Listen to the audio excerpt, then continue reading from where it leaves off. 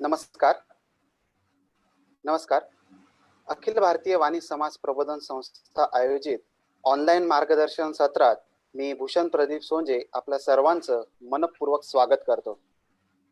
आज आपण एक नवीन विषय घेऊन आलेलो आहोत आणि विषय आपला तसा जिव्हाळ्याचा आहे.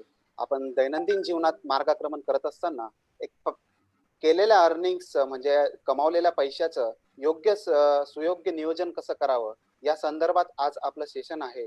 गुंतवणुकीचा गुरुमंत्र, सिक्रेट ऑफ इन्व्हेस्टमेंट. आणि आज आपल्याला मान्यवर वक्ते म्हणून लाभलेले आहेत सर्टिफाईड फायनान्शियल प्लॅनर विकास बाळकृष्ण वाणी. सुरतमध्ये त्यांचं वास्तव्य असतं आणि सर्टिफाईड फायनान्शियल प्लॅनर म्हणून ते कार्यरत असतात. फायनान्शियल प्लॅनिंग मध्ये त्यांची एक्सपर्टाईज आहे आणि विविध प्रकारचे क्लायंट्स ते आज हँडल करत आहेत, जसे traders, doctors, teachers, professors, self employed आणि एम्प्लॉयर्स असे अनेकविध क्लायंट्स आज ते हँडल करत आहेत. आणि वेगवेगळ्या शहरातनं त्यांचे क्लायंट आहेत. सुरत, मुंबई, पुणे, नाशिक, अहमदाबाद, बंगलोर अशा विविध शहरामध्ये त्यांचे क्लायंट्स असतात. 35 करोड पेक्षा जास्त संपत्तीचे इन्व्हेस्टमेंट क्लायंट्स त्यांनी केलेली आहे आणि 950 पेक्षा अधिक क्लायंट्स त्यांचे आहेत. आणि त्यांनी एक आपल्या कुटुंबाचं फायनान्शियल डिसिजन घेताना ते मदतीसाठी नेहमीच उत्सुक असतील अशी त्यांनी आपल्याला इच्छा दर्शवली आहे आणि आज ते आपल्या मार्गदर्शनासाठी उपस्थित झालेले आहेत. तर विकास बाळकृष्ण वाणी यांचं मी प्रबोधन संस्थेतर्फे मनपूर्वक स्वागत करतो आणि आपण आपल्या मार्गदर्शनाद्वारे सर्व श्रोत्यांना आपण सुयोग्य नियोजनासाठी मार्गदर्शन करावं असं मी विनंती करतो. विकासजी वाणी. नमस्कार समाज बांधव.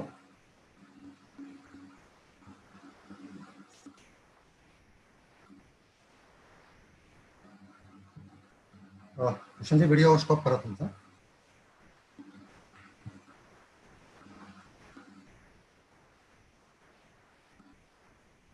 नमस्कार समाज बांधव.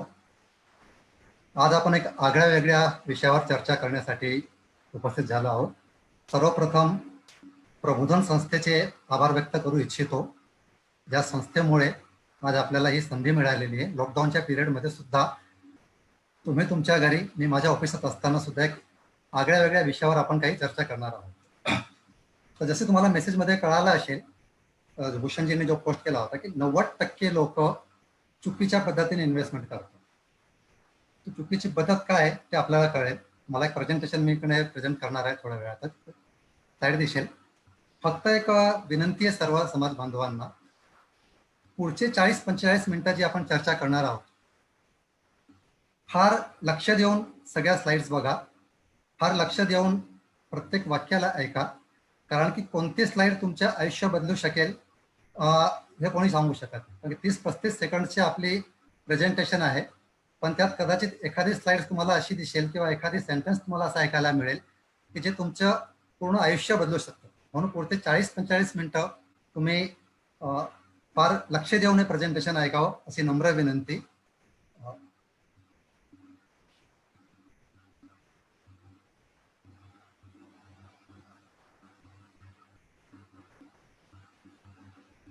भूषणजींनी तसा माझा परिचय तुम्हाला देऊन दिला आहे. जास्त वेळ न घेता आपण डायरेक्ट प्रेझेंटेशनवर जाऊया. आपण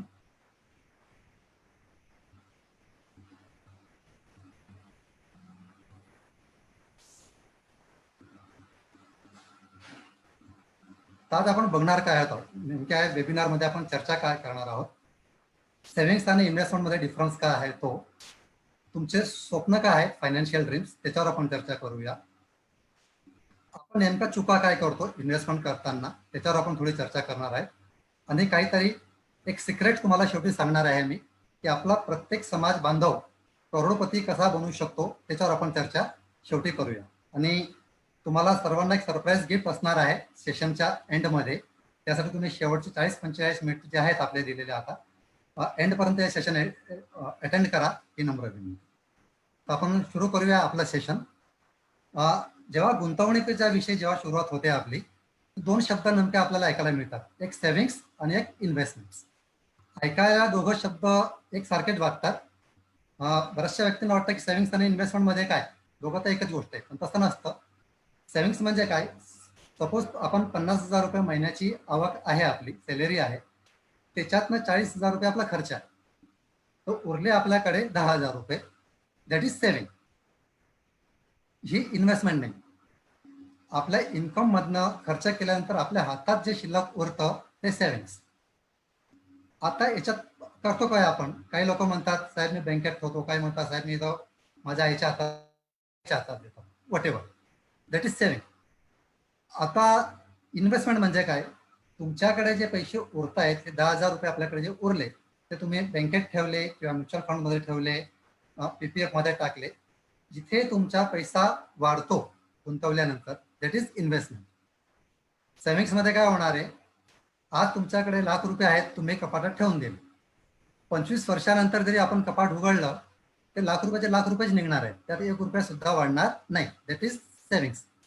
पण तेच ₹1,00,000 जर तुम्ही बँकेत ठेवले 4% का असेना तुम्हाला व्याज मिळतं, म्हणजे एका वर्षानंतर ते ₹1,04,000 होते. म्हणजे सांगायचे तात्पर्य, जेव्हा तुमचा पैसा तुमच्यासाठी कार्य करतो, जिथे पैसा तुमचा वाढतो, that is investment. I think तुम्हाला क्लिअर झालं असेल सेव्हिंग्स आणि इन्व्हेस्टमेंटची डेफिनेशन. आता पुढे वाढूया आपण.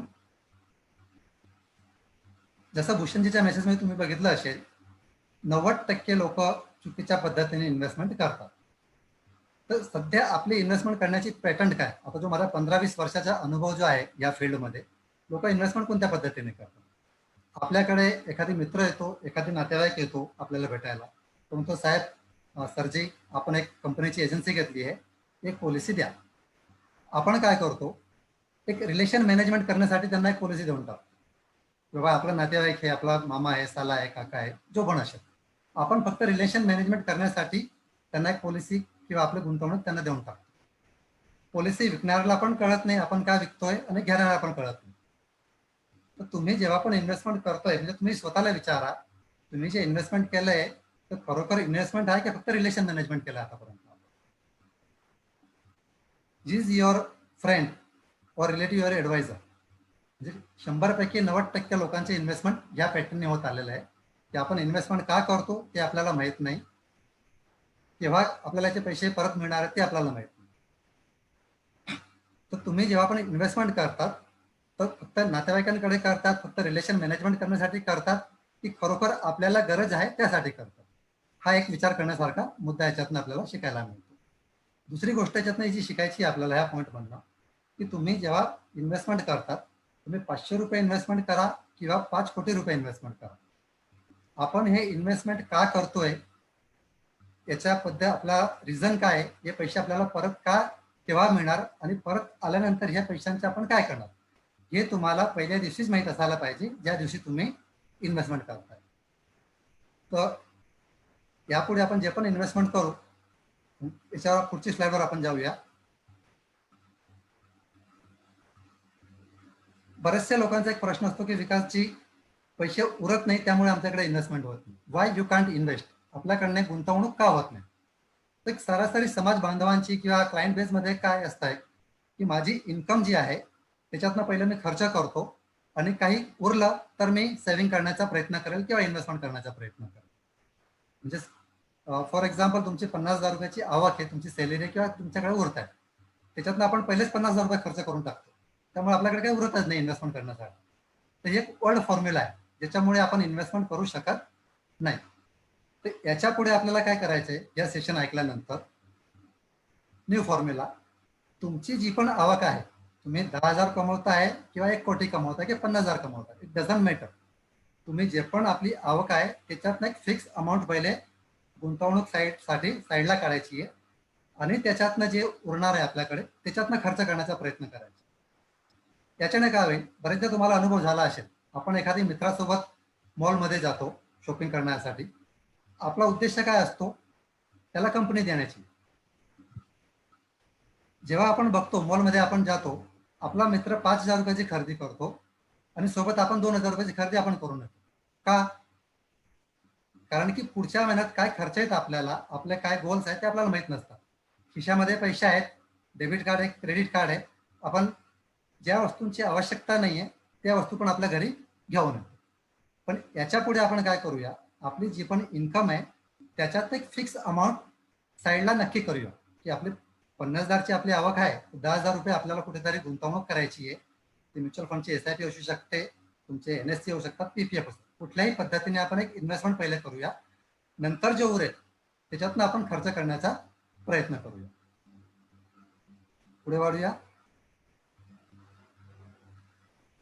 मागच्या 15-20 वर्षाचा जो अनुभव आहे की आतापर्यंत आपण इन्व्हेस्टमेंट का नाही केलं. बऱ्याचशा लोकांचे जे रिझन मिळतात मला, साहेब इन्व्हेस्टमेंट करणं फार कॉम्प्लिकेटेड सब्जेक्ट आहे, आमचा इन्व्हेस्टमेंटचा जो सब्जेक्ट आहे तो आमचे वडील बघतात, आमचे भाऊ बघतात. काही लोक म्हणतात सर आमच्याकडे वेळच नाही. काही लोक म्हणतात सर अभी तो मैं जवान हूं, बघू 2 वर्षानंतर बघू, 5 वर्षानंतर बघू. काही लोक म्हणतात सर माझ्याकडे पैसाच नाही, त्यामुळे इन्व्हेस्टमेंट कसं करू. काही लोक म्हणतात सर थोडे पैसे जमा होऊ द्या, नंतर आपण इन्व्हेस्टमेंट करूया. ते म्हणतात ना, हम होंगे कामयाब एक दिन, पण तो एक दिन आयुष्यात कधीच येत नाही, असंच आपलं आयुष्य निघून जातं. त्याच्यावर पर्याय काय. या पद्धतीतनं ह्या जे प्रॉब्लेम आहेत आपले, याच्यात आपण सुटका कशी मिळवायची. एक थंब रूल आहे, रूल ऑफ 72. आपण जेव्हा पण इन्व्हेस्टमेंट करतो तेव्हा आपल्याला काय रिटर्न, मला जे व्याज आपण साध्या पद्धतीने आपल्याला व्याज काय मिळतं, तो फार एक महत्वाचा मुद्दा आहे जेव्हा पण तुम्ही इन्व्हेस्टमेंट करता. तर आपण एक बघूया की रूल ऑफ 72 थंब रूल असतो फायनान्शियल प्लॅनिंगच्या रूलमध्ये. त्याच्याने तुम्हाला सहज पद्धतीने कळतं की आपण जिथे आपण इन्व्हेस्टमेंट करतोय ते किती वर्षात आपले पैसे डबल होणार आहे. रूल ऑफ 72 ज्यात करायचं काय आपल्याला, याच्यामध्ये 72 भागिले तुम्हाला ज्या रेट ऑफ इंटरेस्ट आपल्याला जो मिळतो त्याच्याने त्याला फक्त भागाकार करायचा. फॉर एक्झाम्पल तुम्ही बँकेत पैसे ठेवले आणि 3% व्याज तुम्हाला जर मिळत असेल तर तुमचे पैसे डबल होण्यासाठी 24 वर्ष लागतील. आज तुमच्या सेव्हिंग अकाउंटमध्ये तुम्ही ₹1,00,000 ठेवून द्या, तर 24 वर्षानंतर ते पैसे तुमचे डबल होतील. तुमच्या इन्व्हेस्टमेंटमध्ये जर तुम्हाला 60% रिटर्न मिळत असतील तर 12 वर्षात तुमचे पैसे डबल होतील. आणि जर तुम्हाला 12% रिटर्न मिळत असेल किंवा 12% व्याज मिळत असेल तुमच्या इन्व्हेस्टमेंटमध्ये, तर तुमचे पैसे 6 वर्षात डबल होतील. म्हणजे जेव्हा पण आपण इन्व्हेस्टमेंट करतो तेव्हा आपल्याला रिटर्न किती मिळत आहे आणि आपले पैसे किती वर्षात डबल होतील हे बघणं फार महत्वाचं.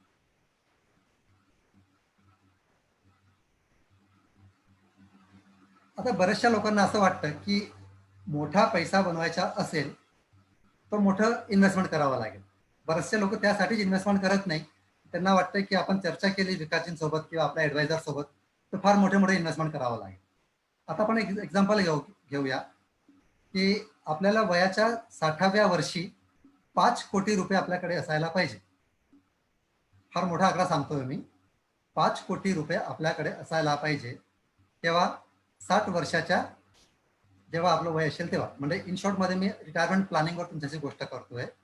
आणि समजा तुम्हाला 10% रिटर्न तुम्हाला मिळते, तर 25 वर्षाची व्यक्ती असेल जर ती इन्व्हेस्टमेंट करेल, जर तुम्हाला स्लाइड दिसत असेल तुम्हाला, तर फक्त 13,000 रुपयाची इन्व्हेस्टमेंट जर केली त्या व्यक्तीने दर महिन्याला, तर त्याच्याकडे 35 वर्ष आहेत इन्व्हेस्टमेंट करण्यासाठी.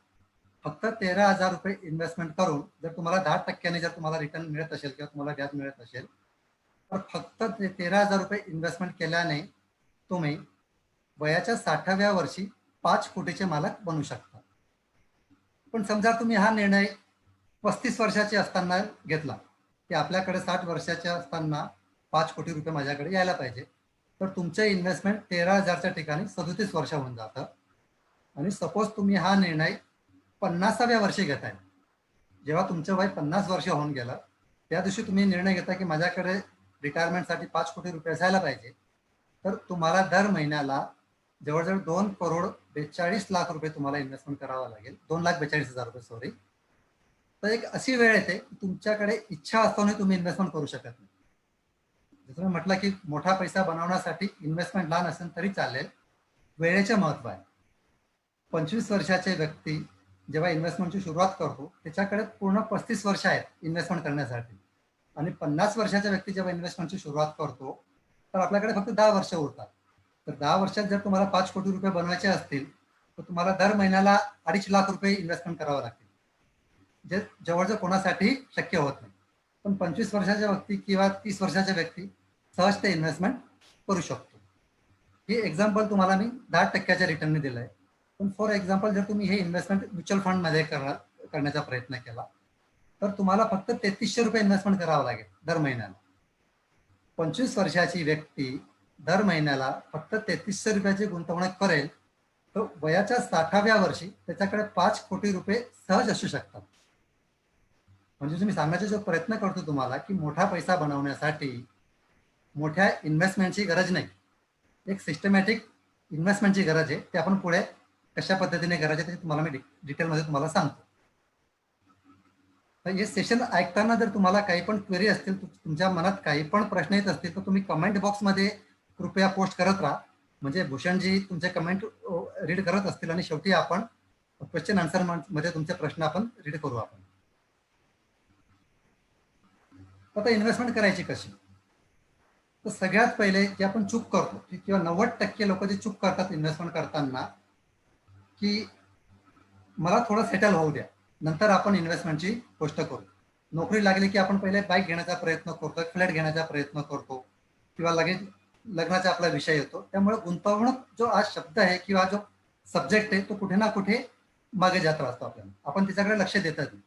पण सगळ्यात पहिली सुरुवात कुठून व्हायला पाहिजे तुमची की तुम्ही जितकं लवकर होईल तितक्या लवकर इन्व्हेस्टमेंटची सुरुवात करा.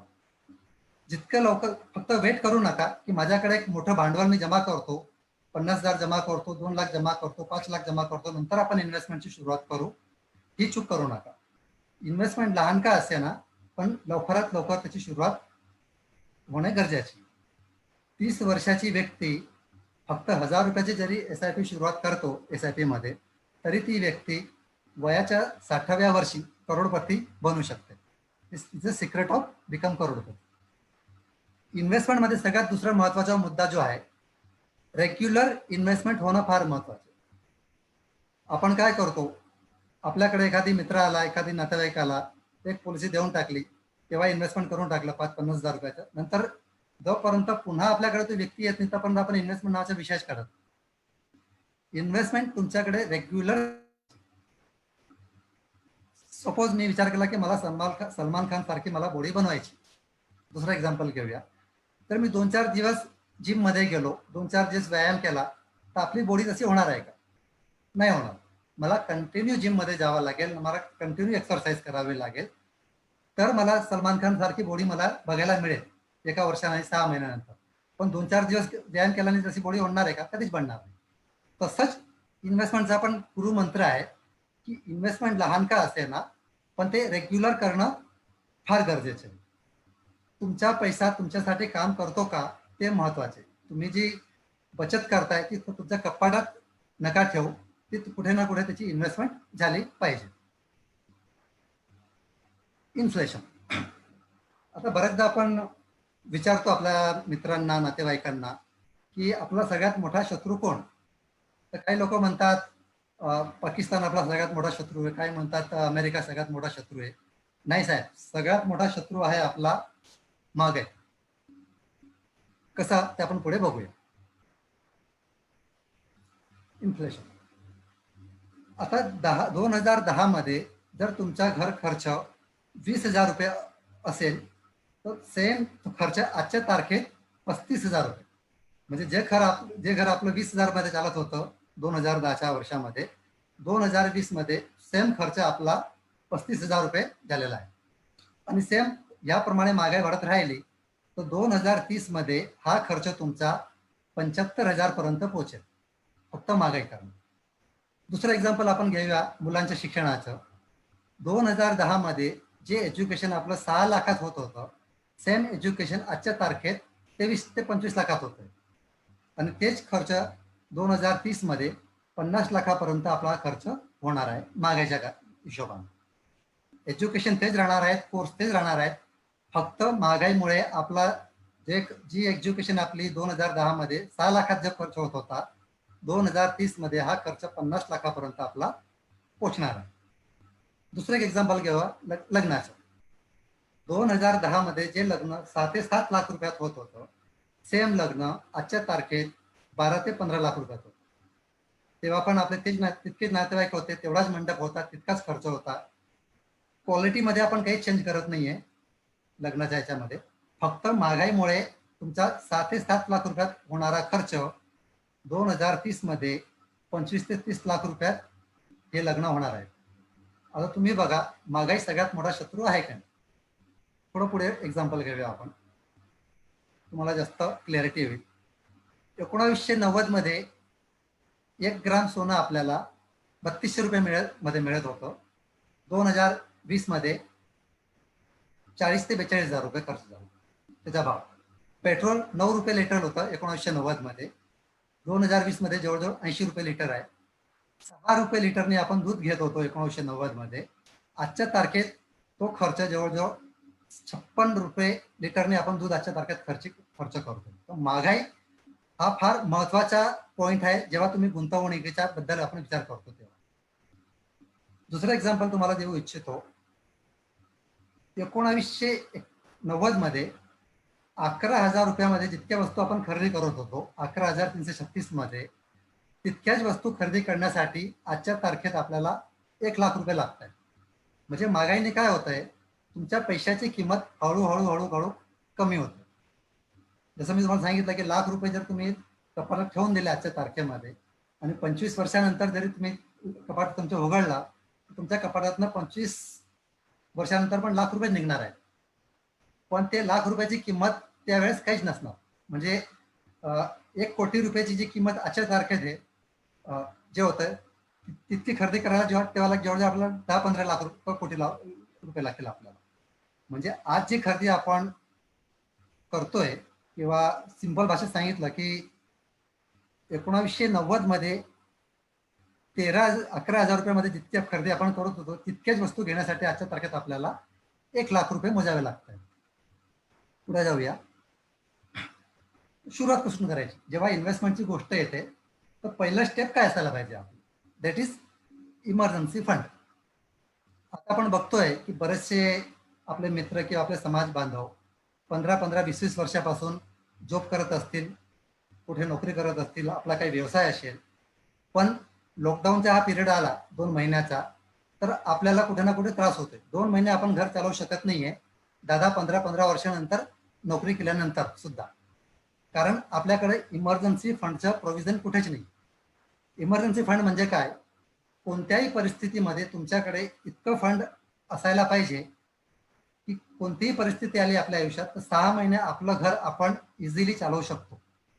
आपली मुलांची फीज असो, आपल्या घरचे हप्ते असो, घराचा खर्च असो, कोणताही पॉईंट असो, इतके पैसे तुमच्याकडे नेहमी असायला पाहिजे जेणेकरून तुमचं 6 महिन्याचं घर सहज पद्धतीने चालू शकेल. आता तुम्ही बघत असाल बरेचसे आपल्या मित्रमंडळामध्ये की 2 महिन्याचा पिरियड सुद्धा आपल्याला कठीण झाला आहे. 15 दिवस जरी लॉकडाऊन वाढते तर आपल्याला टेन्शन येते की पुढे कसं करायचं आपल्याला, कारण आपल्याकडे इमर्जन्सी फंडचं कुठेच काही व्यवस्था आपण केलेली नाही. पुढे जाऊया. जेव्हा इन्व्हेस्टमेंटची गोष्ट येते तेव्हा तुम्ही स्वप्न बघता. आता थोडं आपण स्वप्नांची गोष्ट करणार आहे. बरेचसे क्लायंट बेसमध्ये माझ्या मित्र मंडळामध्ये मला असं म्हणतात की विकास जी आप सपनों के सौदागर, आपने हमें सपने दिखाना सिखाया है. आता तुम्हाला आश्चर्य वाटेल की गुंतवणुकीने स्वप्नामध्ये कुठे आले, स्वप्नांचा काय संबंध? जेव्हा आपण गुंतवणूकचा विषय काढतोय तेव्हा स्वप्न कुठे आले मध्ये? तर आपण ज्या स्वप्नांची गोष्ट करतोय ही असे स्वप्न नाही आहेत जे तुम्हाला रात्री झोपेत बघायचे. आपले स्वप्न कोणते असायला पाहिजे? आपले स्वप्न हे आहेत चाइल्ड एज्युकेशन, तुमच्या मुलांचे एज्युकेशन, तुमच्या मुलांच्या लग्नांच्या प्लॅनिंग, तुमच्या मुलांचं आपलं स्वतःचं रिटायरमेंट प्लॅन, हे आपले स्वप्न असायला पाहिजे.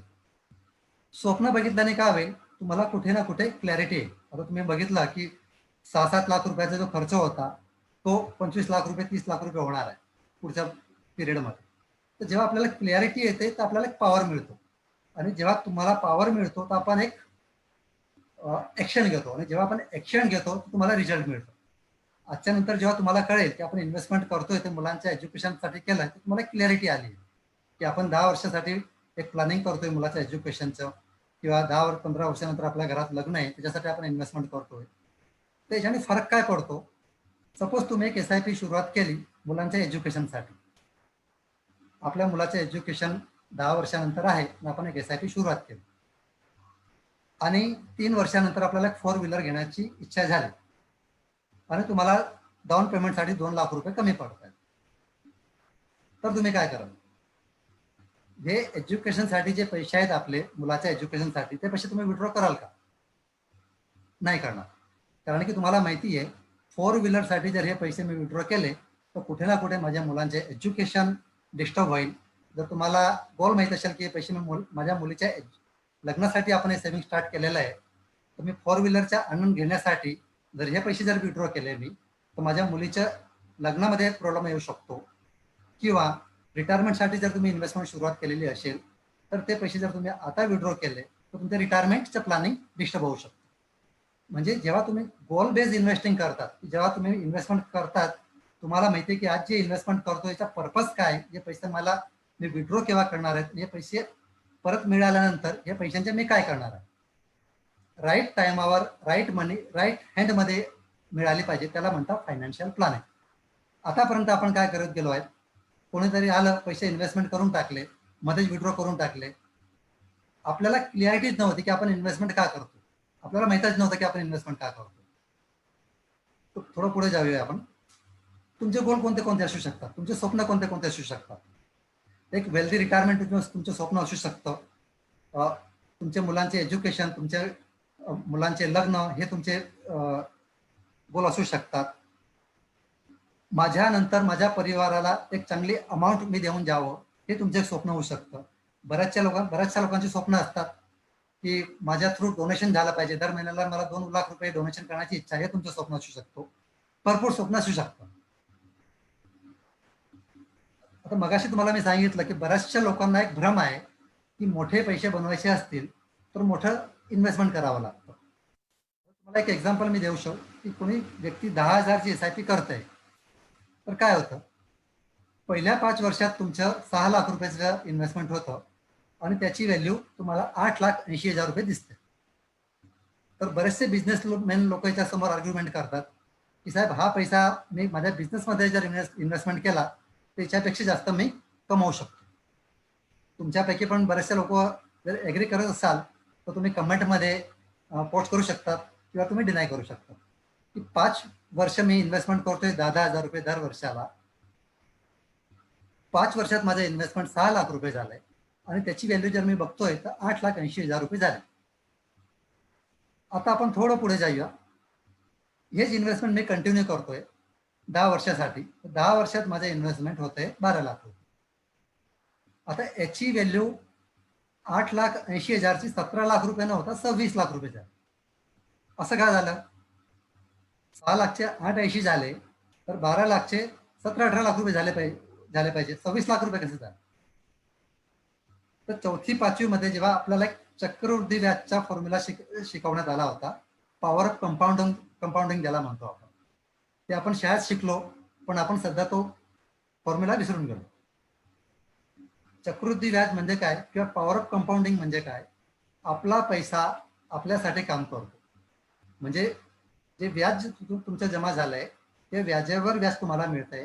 त्यामुळे पहिले 5 वर्षात तुमचे 6 लाखचे इन्व्हेस्टमेंट वाढून 8,80,000 रुपये होते, तर 10 वर्षानंतर 12 लाखाचे इन्व्हेस्टमेंट 17-18 लाख रुपये न होता 26 लाख रुपये झाले. आता 15 वर्षात किती होईल? तुम्हाला एक आश्चर्यजनक धक्का लागेल. आता 15 वर्षात तुमचे इन्व्हेस्टमेंट 18 लाखासमोर 67 लाख रुपये झाले. इथे तुमचं 10 वर्षानंतर आपलं बाळ मोठं झालंय, कमावतो झालेलं आहे, तर 26 लाखावर जे व्याज होतं ते पण वाढलंय, तर 26 लाखाची व्हॅल्यू वाढून 67 लाख रुपये झाले. आणि 20 वर्षात तुमचं इन्व्हेस्टमेंट होतं 24 लाख रुपये आणि तुमची फंड व्हॅल्यू वाढून 1,32,00,000 रुपये होऊ शकते. म्हणून मी सांगितलं होतं की जे मोदी साहेबांनी सांगितलं आत्मनिर्भर भारत झाला पाहिजे, तर मी म्हणतो की आत्मनिर्भर समाज झाला पाहिजे. प्रत्येक व्यक्ती करोडपती बनू शकतो, प्रत्येक त्याला प्रॉपर गायडन्सची गरज आहे, प्रॉपर ठिकाणी इन्व्हेस्टमेंट करण्याची गरज आहे, फार मोठे इन्व्हेस्टमेंट करण्याची गरज नाही. प्रत्येक व्यक्ती आत्मनिर्भर होऊ शकतो. तर 10,000 रुपयाची SIP करून 20 वर्षात प्रत्येक व्यक्ती करोडपती बनू शकतो. आता ह्या स्लाइडमध्ये तुम्ही जर बघू शकतात की 15व्या वर्षापासून 20 वर्षाच्या पर्यंत 15 ते 20 वर्षाचा जो पिरियड आहे त्याच्यामध्येही आपल्या खिशातनं फक्त 6 लाख रुपयाचं इन्व्हेस्टमेंट झालेलं आहे. इन्व्हेस्टमेंट आपण वाढवलेला नाही. तुमच्या दर महिन्याला इन्व्हेस्टमेंट 10,000चं फिक्स आहे. त्यामुळे 15 ते 20 वर्षाच्या कालावधीत तुमच्या खिशातनं 6 लाखाचंच इन्व्हेस्टमेंट झालेलं आहे. पण तुमची इन्व्हेस्टमेंट व्हॅल्यू 67 लाखाच्या ठिकाणी वाढून 1,32,00,000 रुपये झाली. आय होप तुम्हाला हा कन्सेप्ट क्लिअर झाला असेल. आता आपण एक फायनान्शियल प्लॅनिंगची तुम्हाला गोष्ट केली. फार लवकर आपण एंडिंगकडे जाणार आहोत. नंतर तुम्हाला मी क्वेश्चन आन्सर ओपन करू थोड्या वेळाने, आपण 5 ते 10 मिनिटात. सपोज एक विशाल वाणी नावाची व्यक्ती आहे. त्यांचे वय आहे आजच्या तारखेमध्ये 32 वर्ष. त्यांचा एक मुलगा आहे 3 वर्षाचा, पार्थ त्याचं नाव आहे. पूर्वी नावाची मुलगी आहे, तिचे वय 1 वर्षाचे आहे. आणि आजच्या तारखेत त्यांचा खर्च आहे 25,000 रुपये दर महिन्याला. पुन्हा एकदा सांगतो, 32 वर्षाची व्यक्ती आहे, 2 मुलं आहेत, एक मुलगा एक मुलगी. मुलाचे वय आहे 3 वर्ष, त्याचं नाव आहे पार्थ. मुलीचे वय आहे 1 वर्ष, तिचे नाव आहे पूर्वी. आणि आजच्या तारखेत त्यांचा खर्च आहे 25,000 रुपये दर महिन्याला. त्यांचं फायनान्शियल प्लॅनिंग कशा पद्धतीने होऊ शकतं? आता विशालजी जेव्हा मला भेटतात ते म्हणतात की विकासजी, मला थोडं प्लॅनिंग करून द्या तुम्ही. माझी इच्छा आहे जेव्हा माझी पार्थ 18 वर्षाचा होईल त्याच्या एज्युकेशनचं प्लॅनिंग करायचं आहे. आजच्या तारखेत जे एज्युकेशन 5 लाख रुपयामध्ये होत आहे तसंच एज्युकेशन मला माझ्या पार्थला द्यायचं.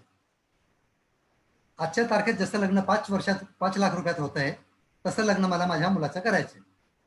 पूर्वीचे एज्युकेशन पण तसंच मला करायचं आहे. जे एज्युकेशन 5 लाखात आजच्या तारखेत होत आहे तसं एज्युकेशन मला माझ्या मुलीसाठी पण करायचं आहे. आणि जसं लग्न आजच्या तारखेत 5 लाखात होत आहे तसंच लग्न मला माझ्या मुलीचं पूर्वीचं करायचं.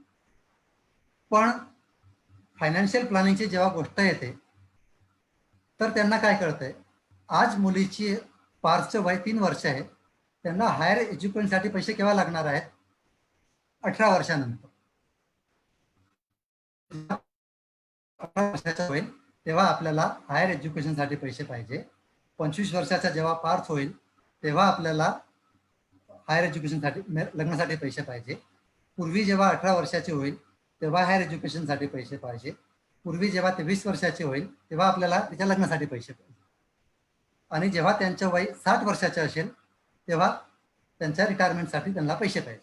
तर एक बेसिक ही माहिती आहे विशालजींची. आता त्यांचं फायनान्शियल प्लॅनिंग कसं बनतं, एक सिंपल प्लॅन आहे, ते बघून घ्या. आजच्या तारखेत जे पार्थचं एज्युकेशन विशालजीने सांगितलं 5 लाख रुपयात, तो खर्च 15 वर्षानंतर 13 लाख रुपयाचा होणार आहे महागाईच्या हिशोबाने.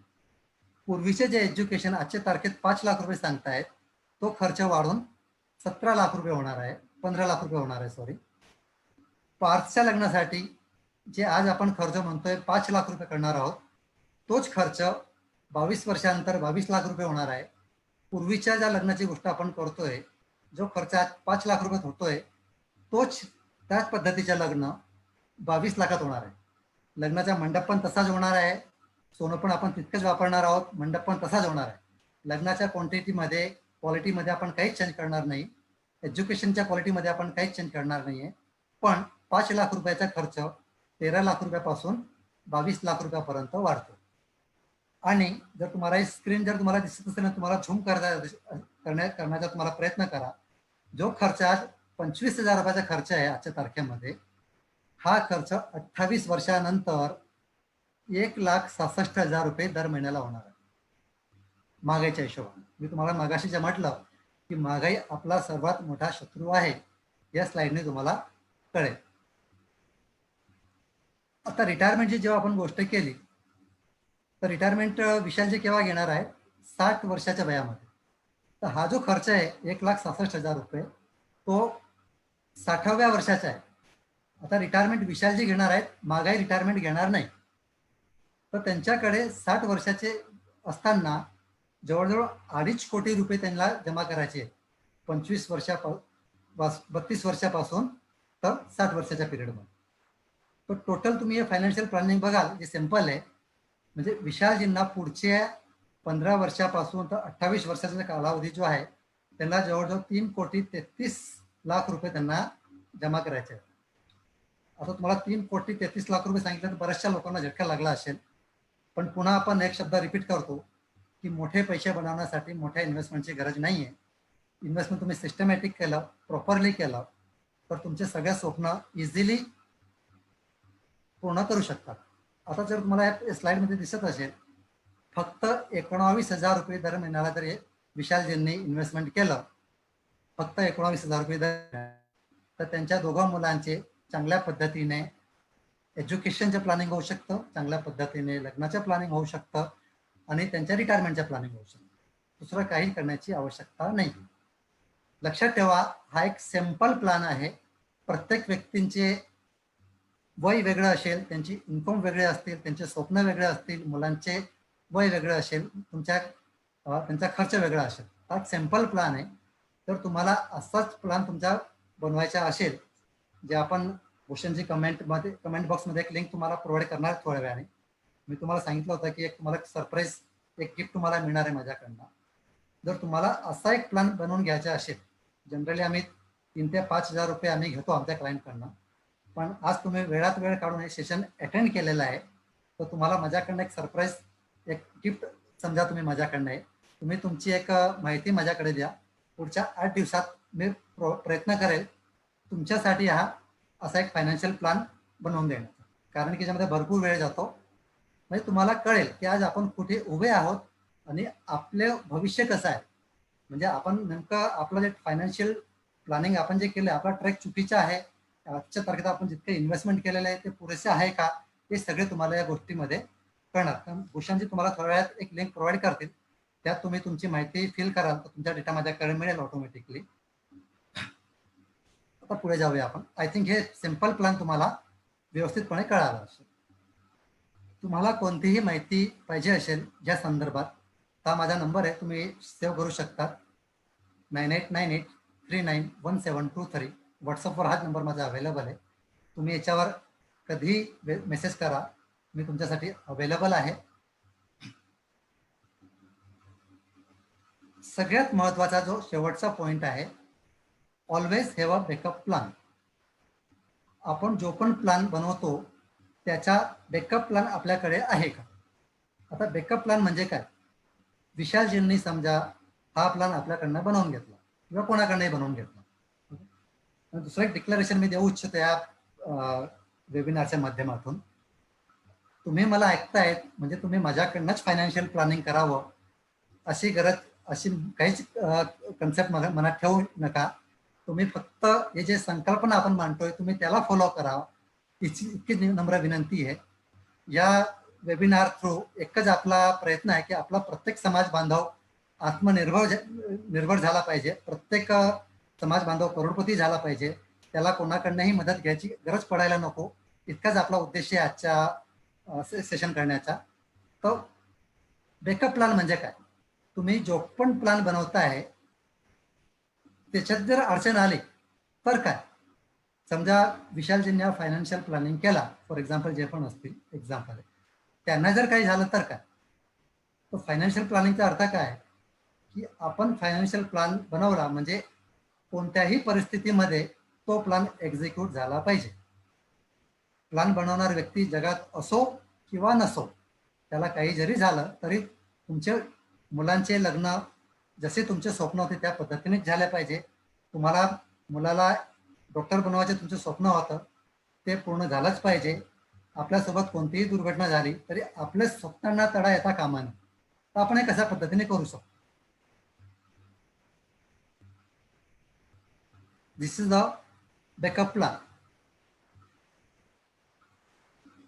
जर तुम्ही 100 रुपये कमवत असाल आजच्या तारखेमध्ये, 5 रुपयाचे इन्व्हेस्टमेंट करून एक प्रॉपर मेडिक्लेम पॉलिसी घेऊन टाका, एक प्रॉपर टर्म प्लॅन घेऊन टाका, प्रॉपर पर्सनल ॲक्सिडेंट पॉलिसी घेऊन टाका आणि प्रॉपर म्युच्युअल फंडच्या SIP घेऊन टाका. फक्त 5% तुमचं इन्व्हेस्टमेंट करून एक बॅकअप प्लॅन तुम्ही डिझाईन करू शकता. आपण काय करतो, 5% प्रीमियम वाचवण्याच्या चक्करमध्ये आपले जे 100 रुपये ते पण आपण गमावून बसतो.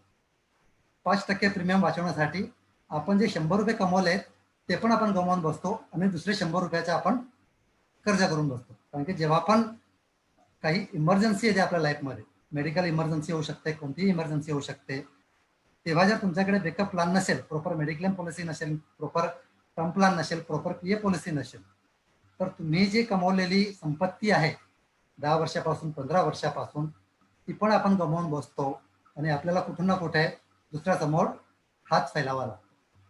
तर तसे दिवस आपल्याकडे यायला नको म्हणून एक प्रॉपर, आणि बिलीव्ह मी, बऱ्याचशा लोकांना हा फार मोठा भ्रम आहे की तुम्हाला प्रॉपर प्लॅनिंग करायचे असेल तर फार मोठं इन्व्हेस्टमेंट करावं लागेल. बिलीव्ह मी, फार कमी प्रीमियम मध्ये हे सगळं प्लॅनिंग होतं.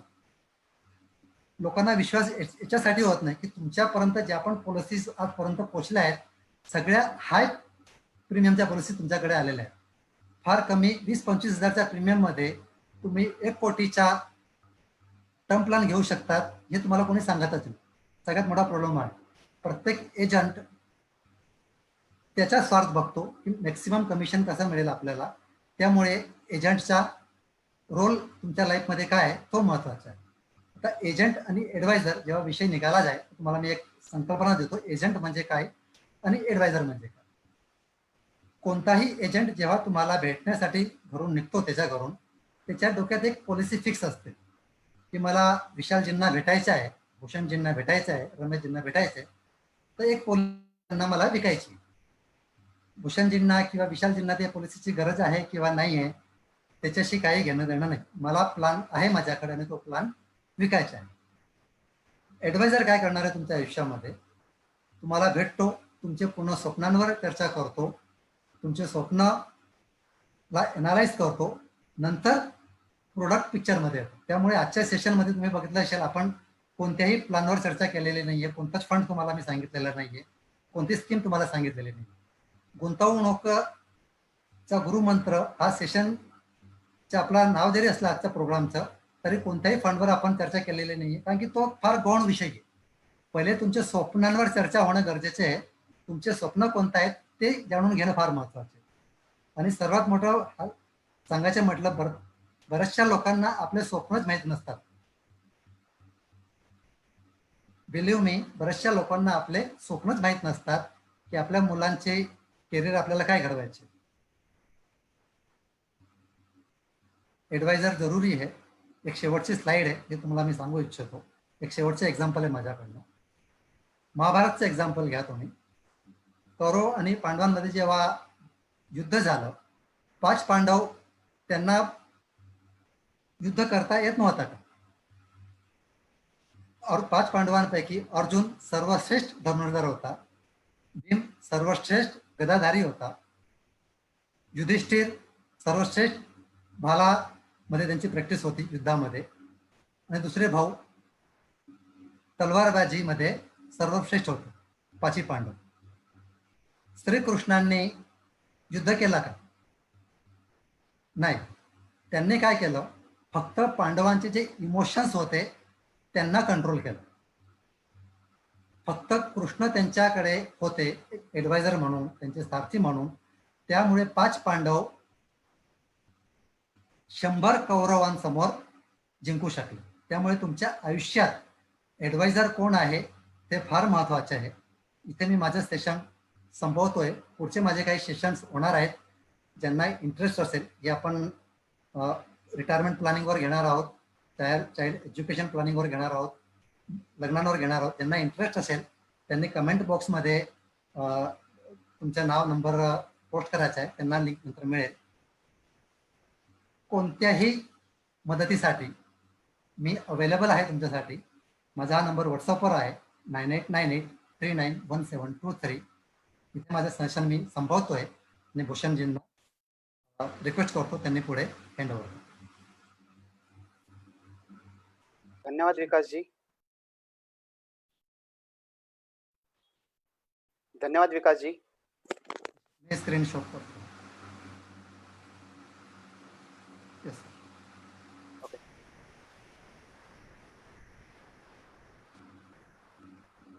विकासजी खूप खूप धन्यवाद. आपण अतिशय बहुमूल्य असं मार्गदर्शन या ठिकाणी सर्वांना दिलेलं आहे आणि नक्कीच प्रत्येकाला त्याचा आपल्या दैनंदिन जीवनात फायदा होईल याविषयी शंका नाही. आपल्याकडे आता काही प्रश्न आलेले आहेत, तर ते प्रश्न आपण घेणार आहोत. सर्वप्रथम एक प्रश्न आहे, कॉमन प्रश्न आहे, गुंतवणूक लाँग टर्म साठीच करावी का? नाही, असं नसतं. जेव्हा पण आपण इन्व्हेस्टमेंट करतो, जसं मी सेशनमध्येच कव्हर केलं आहे, की आपण ज्या दिवशी गुंतवणूक करतो त्या दिवशी आपल्याला माहीत असायला पाहिजे की आपण इन्व्हेस्टमेंट का करतो. याच्यावरून तुम्हाला कळेल की गुंतवणूक तुमची शॉर्ट टर्मसाठी असू शकते किंवा लाँग टर्मसाठी असू शकते. बरेचसे प्रोडक्ट अवेलेबल आहेत मार्केटमध्ये, ज्याच्यामध्ये तुम्ही 7 दिवसासाठी पण इन्व्हेस्टमेंट करू शकता, 2 वर्षासाठी पण इन्व्हेस्टमेंट करू शकतात आणि 20 वर्षासाठी पण इन्व्हेस्टमेंट करू शकतात. प्रत्येक प्रोडक्ट अवेलेबल आहे मार्केट. भूषण. पुढचा प्रश्न आहे त्याला जोडून, साधारण इन्व्हेस्टमेंट किती असायला हवे? ओके. फार ट्रिकी क्वेश्चन आहे, पण जनरली एक थंब रूल असायला पाहिजे आपल्या आयुष्यामध्ये, की आपलं जे पण इन्कम आहे महिन्याचं, तुम्ही जॉब करत असाल किंवा तुम्ही बिझनेस करत असाल, तुमचं जे पण मासिक उत्पन्न आहे त्याचे 20% जर तुम्ही गुंतवणूक करत असाल तर लॉंग टर्ममध्ये आयुष्यात तुम्हाला कधीही कोणासमोर हात पसरवण्याची गरज पडणार नाही. 20% ऑफ मंथली इन्कम. ओके. अजून एक प्रश्न आलेला आहे पुढचा, जॉब करणाऱ्या व्यक्तीने प्लॅनिंग कसे करावे? ओके. बेसिकली जॉब करणाऱ्या व्यक्तींसाठी हे सेशन फार महत्त्वाचं ठरेल असं वाटतंय मला. कारण जॉब करणाऱ्या व्यक्तींचे 2 प्रॉब्लेम असतात. एक तर त्यांची जी सॅलरी इन्क्रिमेंट होणार आहे ते लिमिटेड आहे कुठे ना कुठे. जितकी महागाई वाढते त्याच संदर्भात त्यांची आवक पण वाढत असते. बरोबर आहे. तुम्हाला एक उदाहरण देऊ इच्छितो. समजा एखादी व्यक्तीची आवक दर महिन्याला 50,000 रुपये आहे. 25 वर्षाची कोणी व्यक्ती आहे, ती व्यक्ती 30 वर्ष जॉब करते आणि दर महिन्याला 50,000 रुपये त्यांची आवक आहे. तर 30 वर्ष जॉब केल्यानंतर ती व्यक्ती आयुष्यात 1,80,00,000 रुपये कमवते.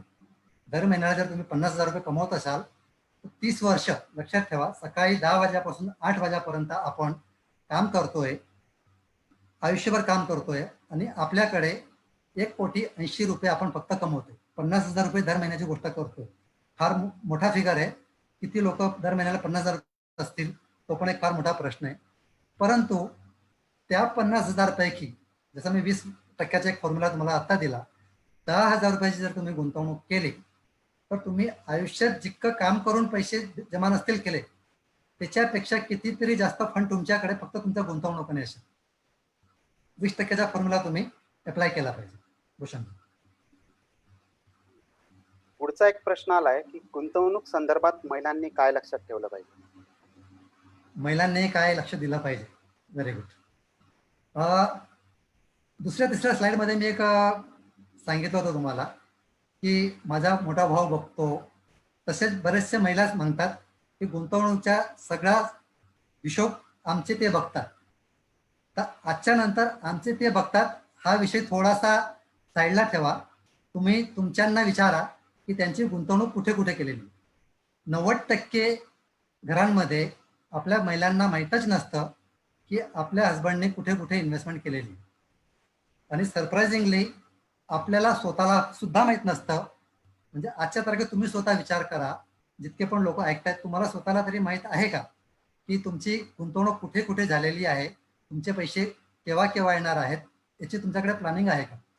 तर नम्र विनंती आहे आपल्या सगळ्या समाज बांधवांना की तुम्ही जे जे इन्व्हेस्टमेंट करताय तुमच्या अर्धांगिनीला ते कळवा.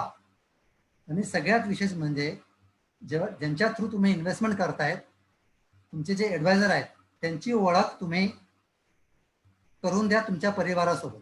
जर तुमच्यासोबत काही दुर्घटना झाली तर त्यांनी कोणाचा कॉन्टॅक्ट करायला ते तुमच्या घरामध्ये परिवाराला माहीत असायला पाहिजे. बऱ्याचशा घरामध्ये काही दुर्घटना घडतात तेव्हा फॅमिली मेंबरला माहीतच नसतं की आपलं इन्व्हेस्टमेंट कुठे झालेलं आहे. त्यामुळे इन्व्हेस्टमेंट केलेलं करून सुद्धा त्याचं प्रॉपर प्लॅनिंग होऊ शकत नाही दुर्घटने झाल्यानंतर. क्वेश्चन. पुढचा प्रश्न आहे, त्याच्यातलं बरंचसं उत्तर तुम्ही दिलेलं आहे की 20% असायला पाहिजे, परंतु हा स्पेसिफिक प्रश्न आहे मयूर गैवड यांचा की any successful ratio for finance planning from 100% income how much should be percentage for expenses, percentage for loan, percentage for investment, and percentage for emergency funds? हा ऍक्च्युली फार मोठा प्रश्न. म्हटलं ना की तुम्हाला जे मी सॅम्पल दाखवलेलं आहे फायनान्शियल प्लॅनिंग, तो एक सॅम्पल आहे.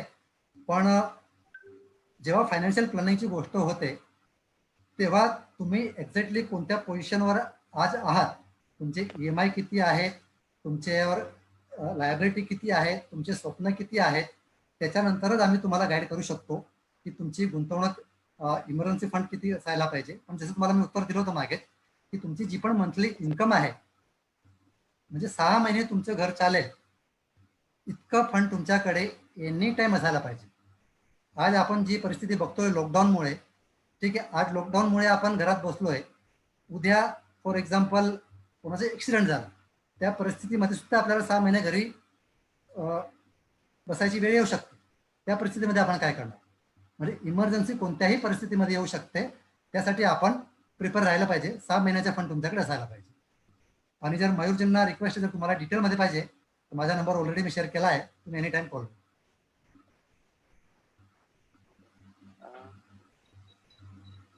एक प्रश्न आलाय ज्योती हुडे यांच्याकडनं, गोल्ड म्युच्युअल फंड बद्दल आपले अभिप्राय काय आहे?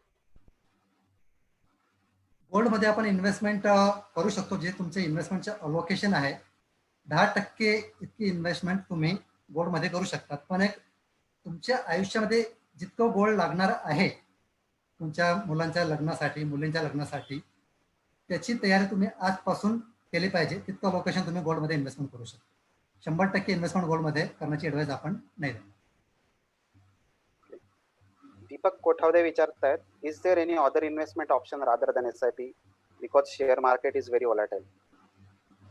हा मी म्हटलं ना की इन्व्हेस्टमेंट करण्यासाठी भरपूर ऑप्शन आहेत तुमच्याकडे. जेव्हा फायनान्शियल प्लॅनिंगची गोष्ट होते तेव्हा फायनान्शियल प्लॅनर तुम्हाला 3 ऑप्शन देत असतो किंवा 2 ऑप्शन देत असतो. जर तुम्ही गॅरंटेड इन्व्हेस्टमेंट प्लॅन चूज केला तर तुमच्या इन्व्हेस्टमेंट महिन्याच्या समजा 40,000 रुपयाची दरम्यान इन्व्हेस्टमेंटची रिक्वायरमेंट येते आणि SIP थ्रू केलं तर 10,000 रुपयाची येते. जर तुम्ही 40,000 रुपये दरम्यान इन्व्हेस्टमेंट करण्यासाठी जर सक्षम असाल तर तुम्ही सेफ प्रोडक्ट घेऊ शकता. फायनान्शियल प्लॅनर तुम्हाला कधीच आग्रह करणार नाही की तुम्ही इथेच इन्व्हेस्टमेंट करा. तुम्ही कुठे कम्फर्टेबल आहात, तुमची रिस्क घेण्याची कॅपॅसिटी किती आहे, हे चर्चा विचारणा केल्यानंतरच तुम्ही प्रोडक्ट सिलेक्ट केला पाहिजे. जसं आपण म्हणतो की डॉक्टरकडे गेल्यानंतर प्रत्येक पेशंटला डॉक्टर एकच औषध देत नाही, त्याप्रमाणे फायनान्शियल प्लॅनर पण तुम्हाला प्रत्येक क्लायंटला एकच ॲडवाइस देत नाही. तो पण तुमच्या गरजा किती आहेत, तुमचे रिस्क घेण्याची कॅपॅसिटी किती आहे, ते सगळं चर्चा केल्यानंतरच तुम्हाला प्रोडक्ट सजेस्ट करतो. भूषण,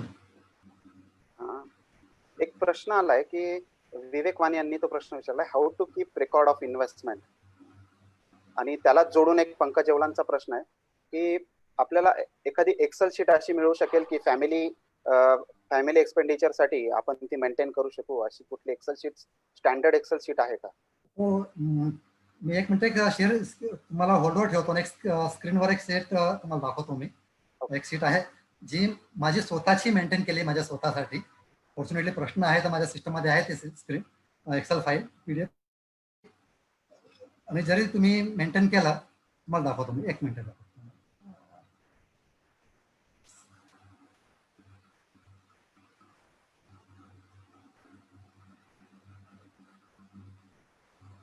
भूषणची स्क्रीन दिसते तुम्हाला? हो, दिसते. ओके. प्रत्येक फॅमिली मेंबरनी किंवा समाज बांधवांनी एक अशी शीट तयार करणं फार गरजेचं आहे ज्याच्यामध्ये एप्रिल महिन्यापासून किंवा जानेवारी टू डिसेंबर तुमचे कोणकोणते खर्च आहेत ते तुम्ही डिफाईन केलं पाहिजे. जसे ही माझी स्वतःची शीट आहे. फॉर्च्युनेटली प्रश्न आला म्हणून मला दाखवावे लागते की तुमचे EMI किती आहेत, तुमच्या मुलांची फीस किती आहे, तुमचे इन्शुरन्स तुमचे केव्हा केव्हा येत आहे, तुमच्या ऑफिसचं रेंट किती आहे, तुमच्या मेडिक्लेमचे प्रीमियम कोणत्या महिन्यात येत आहे, तुमचे SIPचे इन्स्टॉलमेंट किती आहेत, तुमच्या लाईट बिल दर महिन्याला किती येत आहे. सरासरी तुम्ही जर ही शीट एक्सेल बनवली, वाटल्यास मी शेअर करेल भूषणजींना, किंवा ज्यांना पाहिजे त्यांनी तुमचा ईमेल ॲड्रेस, तुमचं नाव शेअर करा मला आपल्या कमेंट बॉक्समध्ये, तुम्हाला मेल करून देईल मी. ही शीट बनवण्याचा सगळ्यात मोठा बेनिफिट काय ते तुम्हाला सांगू इच्छितो मी. समजा तुम्ही एप्रिलच्या एंडमध्ये बघताय की मे महिन्यामध्ये आपला खर्च किती आहे, बरोबर आहे. जेव्हा मी बघतोय की एप्रिलमध्ये मी 1,75,000चा खर्च केला आहे, मे महिन्यामध्ये माझा खर्च आहे 1,55,000 रुपये, किंवा आता जून महिन्याची आपण सध्या मे महिन्यात आहो, आपण जून महिना पुढचा येणार आहे, तर जून महिन्याच्या 1.5 लाख रुपयाचा खर्च मला अगोदरच कळून गेला आहे की पुढच्या महिन्यात इतका माझा खर्च होणार आहे, माझे EMI इतके आहेत, मुलांची फीस इतकी आहे. तर याच्याने काय होणार आहे, जे माझे रिकामे खर्च आहेत त्याच्यावर कुठे ना कुठे ब्रेक लागणार आहे. जसं मी तुम्हाला एक्झाम्पल दिलं होतं की जेव्हा आपण आपल्या मित्रासोबत जातो शॉपिंग मॉलमध्ये, तो 5,000चा खर्च करतो, 3,000 रुपये आपण अननेसेसरी खर्च त्याच्यासोबत करून येतो, जी वस्तूंची आपल्याला गरज नव्हती. पण जेव्हा तुम्हाला माहित आहे की पुढच्या महिन्यात 1.5 लाख रुपयाचा खर्च आहे, तर कुठे ना कुठे तुम्हाला एक ब्रेक लागेल अननेसेसरी खर्चामध्ये. तर ज्याला गरज असेल त्यांना ही शीट नक्की मी मेलवर पाठवून देईल. आणि दुसरी एक गोष्ट, याच्याने तुम्हाला बऱ्याचशा लोकांना आपला खर्च किती आहे तोच माहीत नसतो. सरप्राईजिंगली सांगतो तुम्हाला, जे का 15 वर्षाचा माझा अनुभव आहे, आपली किती कमाई आहे ते पण माहीत नसते आणि आपला खर्च किती आहे तो पण माहीत नसतो. जेव्हा तुम्ही अशी एक प्रकारची शीट बनवाल तर तुम्हाला कळेल की आपली मंथली, आपला महिन्याचा खर्च किती आहे आणि आपला वार्षिक आपला खर्च किती आहे. या पद्धतीने तुम्हाला एक शीट तुम्ही बनवू शकता. मला एक टोटल तुमचं मिळून जाईल. विवेक शिरोडेंचा एक प्रश्न आहे, सीप एक मिनिट, इन्व्हेस्टमेंट मी कोणत्या स्क्रीनशॉट स्टॉप करतो, एक मिनिट. येस भूषण. विवेक शिरोडेंचा प्रश्न आहे, सीप इन्व्हेस्टमेंट कोणत्या कंपनीकडे करावी, गुंतवणूक काही वेळा मुद्दलपेक्षा कमी झालेली दिसते. ओके. हा, जसं मी म्हटलं होतं ना की जेव्हा आपण इन्व्हेस्टमेंट आपण करतो तेव्हा तुमचा गोल महत्वाचा आहे. जर तुम्ही इन्व्हेस्टमेंट 15 वर्षासाठी केलेली असेल तर तुम्ही शॉर्ट टर्ममध्ये जर तुमचा इन्व्हेस्टमेंट तुम्हाला नेगेटिव्ह दिसत असेल तर चिंता करण्याची काही गरज नाही आहे. कारण की प्रत्येक प्रोडक्टचे एक फीचर असतं, ते तुम्ही समजून घेणं फार गरजेचं आहे. म्हणून म्हटलं होतं ना, जेव्हा आपण चर्चा करतो ॲडवायझर सोबत, त्याचं एक कर्तव्य असतं की जिथे आपण इन्व्हेस्टमेंट करतो त्याचे प्लस पॉईंट काय आहे, मायनस पॉईंट काय आहेत. पण विवेकजींना एक सांगू शकतो मी, जोपर्यंत आपण रिस्क घेणार नाही आपल्या इन्व्हेस्टमेंटमध्ये तोपर्यंत आपले कोणतेच स्वप्न पूर्ण करू शकत नाही. घाबरून आपण प्लॅनिंग करू शकत नाही. म्हणतात ना, डर के आगे जिथे, थोडंसं एक रिस्क घ्यावं लागेल तुम्हाला. जर लॉंग टर्मचे इन्व्हेस्टमेंट असेल, लॉंग टर्ममध्ये SIP तुम्हाला कधीच निराश करणार नाही, ही तुम्हाला मी खात्री देऊ शकतो.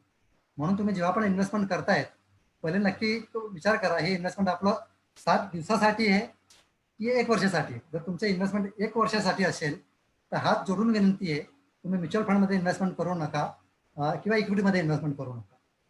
पण जर तुमचं इन्व्हेस्टमेंट 5 वर्षापेक्षा जास्त कालावधीचे असेल तर म्युच्युअल फंडपेक्षा चांगला प्रोडक्ट कोणताच नाही आहे, हे पण तुम्हाला मी खात्रीपूर्वक सांगू शकतो. म्हणून पहिले तुमच्याकडे तुमच्या डोक्यात हे झालं पाहिजे की मी जे इन्व्हेस्टमेंट करतोय त्याचा पर्पज काय आहे आणि त्याचा कालावधी किती आहे. भूषण.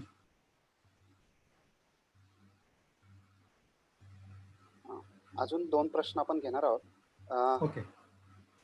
ऋषिकेश सोनकुळ विचारतायत, which is better option, gold ETF और liquid fund for short term investment? Basically gold is not for short term investment. Short term इन्व्हेस्टमेंटसाठी तुमच्याकडे 3 पर्याय आहेत. एक तर तुम्ही घरात ठेवा, इमर्जन्सी फंड असेल ते, तुमचा बँक सेव्हिंग अकाउंटमध्ये ठेवा किंवा लिक्विड फंडमध्ये ठेवा. Gold is not for short term investment. Bhushan.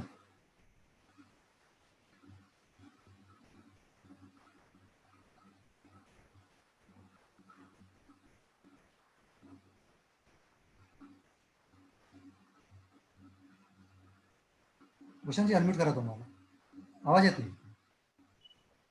प्रश्न अनेक आहेत, पण काही प्रश्नांचे तुम्हाला कमेंटवर येऊनच उत्तर द्यायला लागतील. आपण एक शेवटचा प्रश्न घेऊया. Can you please share excel? Okay, ते आपण शेअर करणारच आहोत. एक सुरुवातीच्या जवळजवळ आपण वाइंड अप करण्याच्या पोझिशनवर आलो जसं वाटतंय मला तुमच्या बोलण्यावरून. तर एक डिक्लेरेशन आहे आपल्याकडनं की तुम्हाला कमेंट, फेसबुकवर आहात तुम्ही सगळं आम्हाला ऐकतायत, तर मी एक कमिटमेंट केलं तुमच्यासाठी. काही सरप्राईज आहे माझ्याकडे. 7 हॅबिट ऑफ सक्सेसफुल इन्व्हेस्टर एक बुक आहे आपल्याकडे. तर थोड्या वेळाने भूषणजी एक लिंक शेअर करतील तुम्हाला. तर गुगल फॉर्म ओपन होणार आहे. जसं तुम्ही ते फॉर्म फिल कराल, तुमचा ईमेल ॲड्रेस नाव तुम्ही टाकाल, सबमिट कराल, थोड्या वेळात तुम्हाला एक ईबुक मिळेल.